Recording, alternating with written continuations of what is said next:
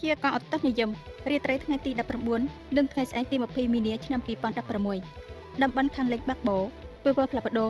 គ្មានភ្លៀងថ្ងៃក្តៅពេលប្រឡប់មានភ្លៀងតិចព្រលឹមស្អែកចុះអត់ខ្យល់តិចសីតុណ្ហភាពពី17ដល់26អង្សាតំបន់ខាងកើតបាក់បូពេលច្រើនមានភ្លៀងនៅកន្លែងមួយចំនួនដោយឡែកតំបន់វាលរៀបនិងមាត់សមុទ្រនាពេលព្រឹកស្អែកមានភ្លៀងតិចនិងចុះអត់ខ្យល់បាក់ទៅទិសឦសានកម្រិត2កម្រិត3សីតុណ្ហភាពពី19ដល់26អង្សាបណ្ដាខេត្តពីថនវ៉ាដល់ធឺធីនវ៉េពេលផ្លាប់ដោគ្មានភ្លៀងថ្ងៃក្តៅនៅភាគខាងត្បូងក្តៅខ្លាំងពេលប្រឡប់មានភ្លៀងតិចព្រលឹមស្អែកចុះអត់ខ្យល់តិចសីតុណ្ហភាពពី19ដល់28អង្សា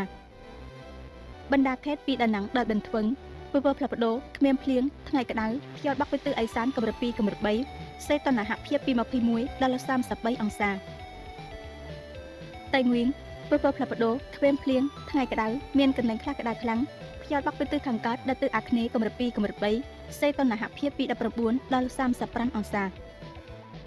បណ្ដាខេត្តណាំបូពេលផ្លាប់ដោគ្មានភ្លៀងថ្ងៃក្តៅនៅភាគខាងកើតក្តៅខ្លាំងខ្យល់បាក់ទៅទិសខាងកើតដល់ទិសអាគ្នេយ៍កម្រិត2កម្រិត3សីតុណ្ហភាពពី23ដល់35អង្សាតំបន់ហាណូយពេលច្រើនមានភ្លៀងតិចនៅកន្លែងមួយចំនួនមានកន្លែងខ្លះចុះអត់ខ្យល់បាក់ទៅទិសអាគ្នេយ៍កម្រិត2កម្រិត3សីតុណ្ហភាពពី20ដល់26អង្សាសេចក្តី